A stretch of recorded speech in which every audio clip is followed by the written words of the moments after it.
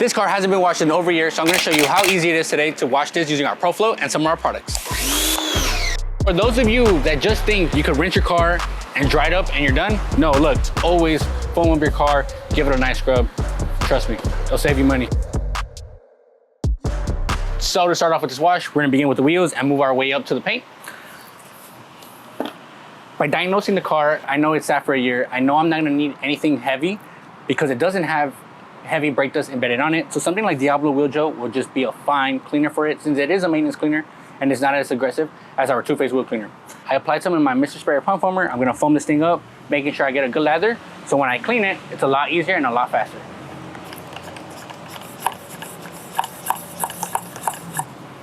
Give this a few pumps, aim, and spray.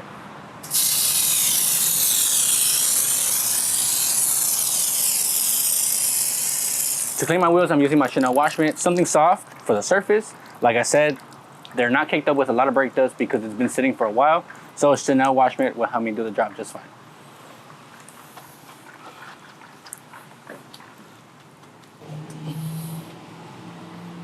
Keep in mind, you guys, that it's hot out here. Things can evaporate a lot quicker. So we're starting with the wheels, moving on to the paint. This way we're not causing any water spots or any streaking of any kind.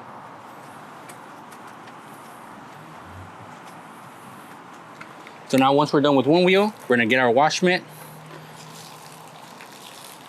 wring it out,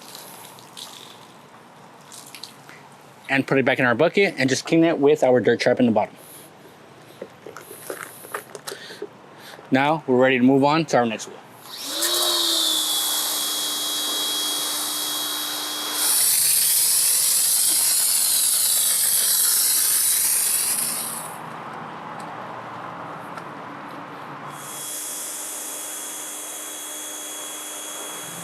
So moving on from the wheels, we just finished them up. They look amazing. Now it's time to move on to the paint of the car. And we're gonna be using Citrus washing gloss. The reason why is because I want something strong.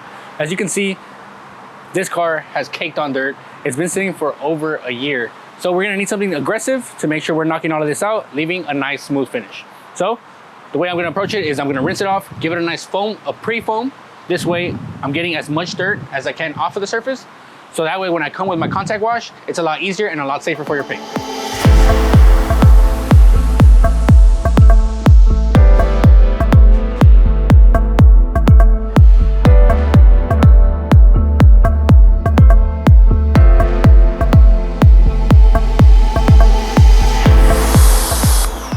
We're done rinsing the whole car. We're gonna go back and give it a pre-foam. This way we're getting more of that embedded dirt off of the surface, making our contact wash a lot safer. And what I mean by that is, look, keep this in perspective. I'm using the strongest tip that comes with our ProFlow. It's gonna be a 15-degree tip. It's safe on paint, keep it in mind, it's safe on paint. But look how much dirt we're actually taking off. If I come with a clean microfiber towel and I just graze it along the paint, look how much dirt is still on the surface. So this is why a pre-foam is gonna help this car a lot before we get into our contact wash. Now when applying your favorite soap, in this case we're using Citrus washing gloss, to your big mouth foam cannon, it's always recommended to use 1 to 2 ounces. But since this car has seen a lot, we're gonna do about 3 to 4. It's your car, man, have fun with it. I put about 5. We close her up and we shake it up.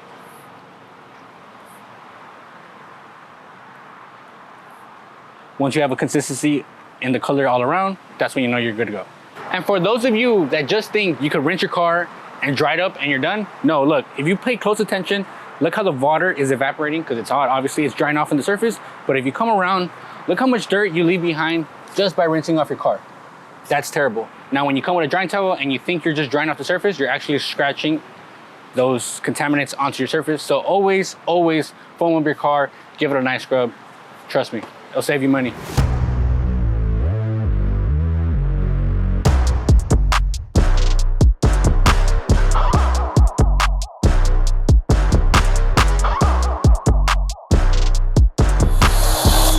So now that we're done foaming the car, I'm gonna let this foam run down, take as much surface contaminants as possible, go get some new wash mitts so I could come back later, refoam this, and come with the contact wash. Stay tuned.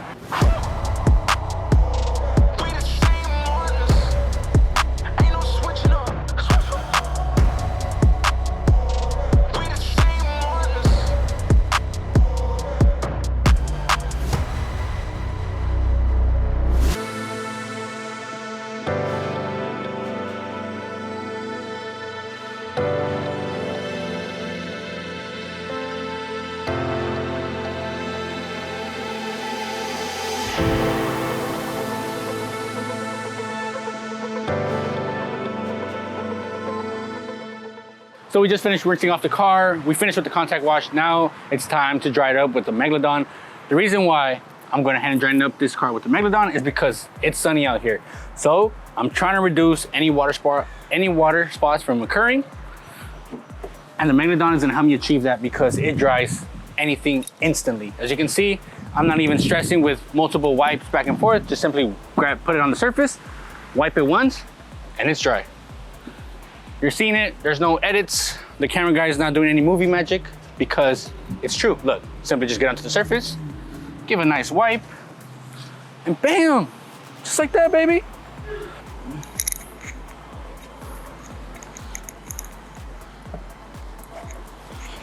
So we just finished up drying the car. Now I'm gonna touch up things like the windows, apply some tire shine here and there, maybe a little spray wax so we can get this thing looking right. So stay tuned for the results.